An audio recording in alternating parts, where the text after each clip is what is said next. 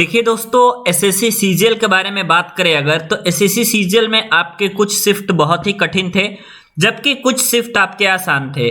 जाहिर सी बात है कि जो भी हार्ड शिफ्ट वाले स्टूडेंट हैं उनके नंबर ज़्यादा नहीं आ पा रहे हैं, और जो आसान शिफ्ट वाले हैं उनका नंबर 10 से 15 नंबर उनका अधिक दिखाया जा रहा है और उनका आंसर की में आ रहा है।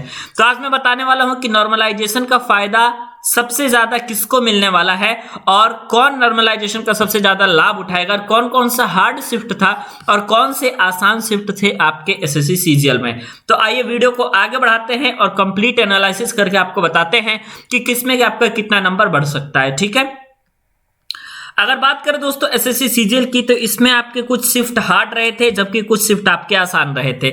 मैं सबसे पहले बता दूं कि हार्ड शिफ्ट वाले जितने स्टूडेंट हैं उनको 10 से लेकर के 15 नंबर तक का लाभ आपको मिलेगा, निश्चित तौर पे मिलेगा, और 10 से 15 नंबर आप लोग का प्लस आप ऐड कर लीजिएगा क्योंकि नॉर्मलाइजेशन का फायदा सबसे ज्यादा आप ही को मिलने वाला है। ठीक है, अगर डेट के बारे में बात करूं तो दोस्तों 8 दिसंबर को आपका यदि फर्स्ट शिफ्ट में आपने पेपर दिया होगा तो आपने देखा होगा कि पेपर का लेवल कितना हार्ड था।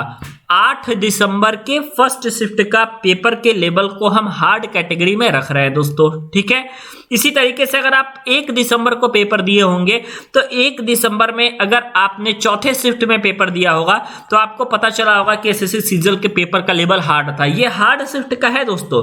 उसके बाद अगर आपने 5 दिसंबर को पेपर दिया होगा और उसके बाद 5 दिसंबर के अपने अगर पहले ही शिफ्ट में पेपर दिया होगा तो आपको पेपर हार्ड लगा होगा। ठीक है, इसी तरीके से अगर आप 2 दिसंबर को आओगे तो 2 दिसंबर को अगर आपने फर्स्ट शिफ्ट में पेपर दिया होगा तो पेपर का लेवल आपको हार्ड लगा होगा।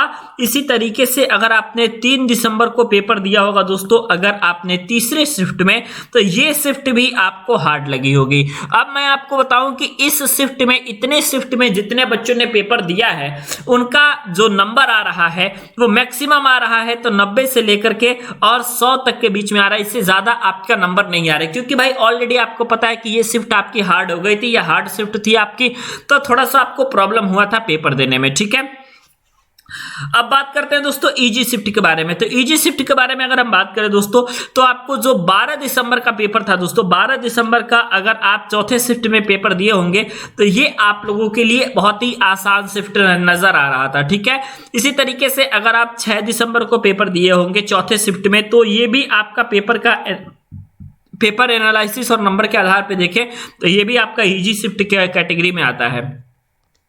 2 दिसंबर को दोस्तों अगर आपने पेपर दिया है, 2 दिसंबर को अगर आपने पेपर दिया है तीसरे शिफ्ट में तो भी ये आपका पेपर का लेवल बहुत आसान है। 8 दिसंबर को अगर आपने पेपर दिया है चौथे शिफ्ट में तो ये भी आपका पेपर का लेवल आपका इजी शिफ्ट में जाएगा।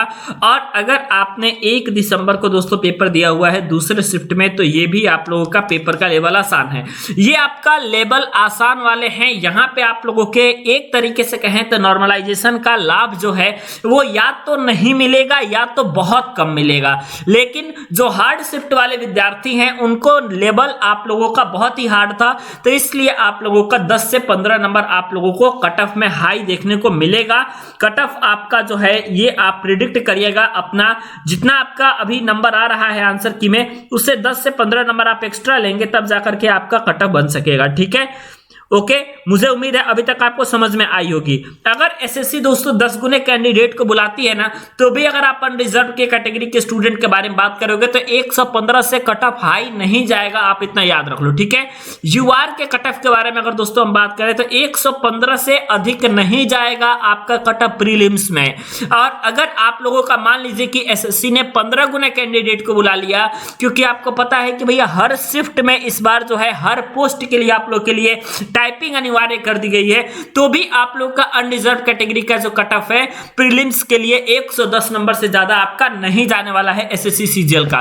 तो मुझे उम्मीद है ये बातें आपको समझ में आई होंगी। अगर आपको गलत बातें समझ में आती है तो आप अपना नंबर हमें कमेंट सेक्शन में बता सकते हैं कि आपने कितना नंबर अभी तक गेन किया है आंसर की के माध्यम से।